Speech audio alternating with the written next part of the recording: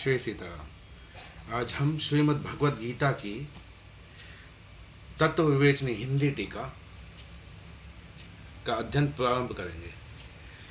एक एक श्लोक हम प्रतिदिन करेंगे और हमारे इस चैनल पर आपको लगभग सभी प्रकार की गीता जो जितने भी मेरे संज्ञान में अभी आ रही हैं प्रबुद्धजनों की जो टीकाएँ हैं गीता जी की, वो मैं यहाँ पर बोल बोल कर डाल रहा हूँ, ताकि जो व्यक्ति जिनके पास समय नहीं होता है ग्रंथों को पढ़ने का, वो कभी भी कहीं भी यूट्यूब से अपने हेडफोन का प्रयोग करके तब भी समय मिले तब भी उसको देख सकते हैं। इसलिए एक अलग अलग प्लेलिस्ट बना दी गई है, तो आप उसमें आप देख सकते हैं। साधक संजीवनी वहाँ पर चल रही है, प्रबोधनी हम डाल चुके हैं।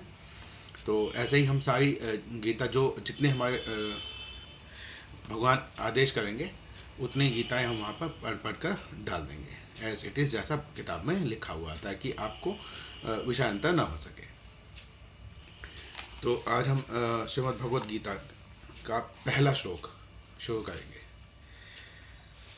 त्वमेव माता च पिता त्वमेव त्वमेव बन्धु च सखा त्वमेव विद्या द्रविणं त्वमेव त्वमेव सर्वं मम देव वसुदेव सुतं देव कंसचाणूरमर्दनं देवकी परमानन्दं कृष्ण वन्दे जगद्गुरुम्।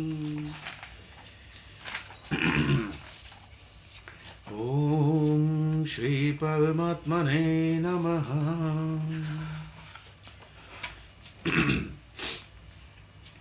पहले अध्याय के पहले श्लोक में धृतराष्ट्र के मन में चल रही जो शंकाएं हैं कि युद्ध क्षेत्र में क्या घट रहा है, क्या घट चुका है, उसके लिए धृतराष्ट्र संजय से पूछते हैं। धृतराष्ट्रोवाच धर्मक्षेत्रे कुरुक्षेत्रे समवेतायुयोत्सवः मामकाः पाण्डवाश्चैव किमकुर्वत् संजय। धृतराष्ट्र बोले, हे संजय, धर्मभूमि कुरुक्षेत्र में एकत्रित युद्ध की इच्छा वाले मेरे और पांडु के पुत्रों ने क्या किया? प्रश्न, कुरुक्षेत्र किस स्थान का नाम है और उसे धर्म क्षेत्र क्यों कहा गया है? उत्तर, महाभारत वन पर्व के 83वें अध्याय में और शल्य पर्व के 53वें अध्याय में कुरुक्षेत्र को महात्म्य का विशेष वर्णन मिलता है।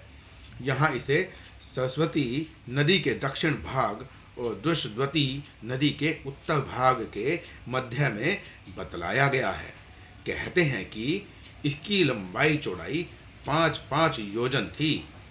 यह स्थान अंबाला से दक्षिण और दिल्ली से उत्तर की ओर है। इस समय भी कुरुक्षेत्र नामक स्थान वहीं पर है। इसका एक नाम समंत पंचक भी है।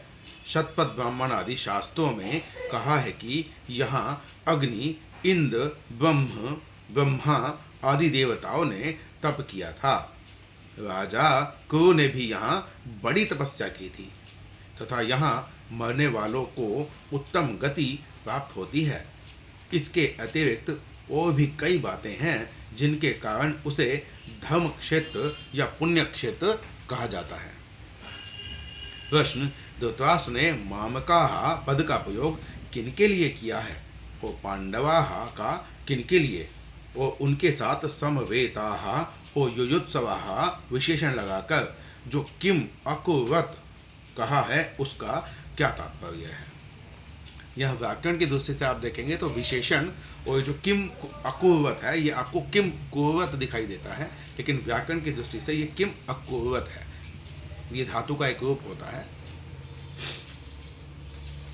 उत्तर, मामकाः पद का प्रयोग धृतराष्ट्र ने निज पक्ष के समस्त योद्धाओं सहित अपने दुर्योधन आदि 101 पुत्रों के लिए किया है और पांडवाः पद का युधिष्ठिर पक्ष के सब योद्धाओं सहित युधिष्ठिर आदि 5 भाइयों के लिए।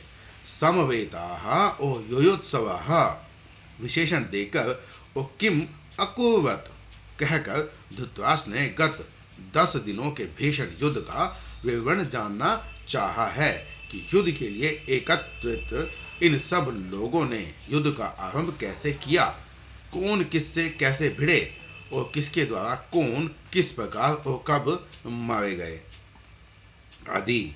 भीष्म पितामह के गिरने तक भीषण युद्ध का समाचार धृतराष्ट्र सुन ही चुके हैं, इसलिए उनके प्रश्न का यह तात्पर्य नहीं हो सकता कि उन्हें अभी युद्ध की कुछ भी खबर नहीं है और वे यह जानना चाहते हैं कि क्या धर्मक्षेत्र के प्रभाव में मेरे पुत्रों की बुद्धि सुधर गई और उन्होंने पांडवों का स्वत्व देकर युद्ध नहीं किया, अथवा क्या धर्मराज युधिष्ठिर ही धर्मक्षेत्र के प्रभाव से प्रभावित होकर युद्ध से निवृत्त हो गए, या अब तक दोनों सेनाएं खड़ी ही हैं, युद्ध हुआ ही नहीं, और यदि हुआ तो इसका क्या परिणाम हुआ इत्यादि। तो यहाँ पर धृतराष्ट्र के मन में जो जो शंकाएं थी उसके बारे में वह संजय से पूछते हैं कि युद्ध स्थल धर्मक्षेत्र कुरुक्षेत्र में क्या घटा। तो यहाँ पर ये पहला श्लोक हमारा संपूर्ण होता है। इसके बाद हम अगले श्लोक से फिर शुरू करेंगे। श्री सीताराम।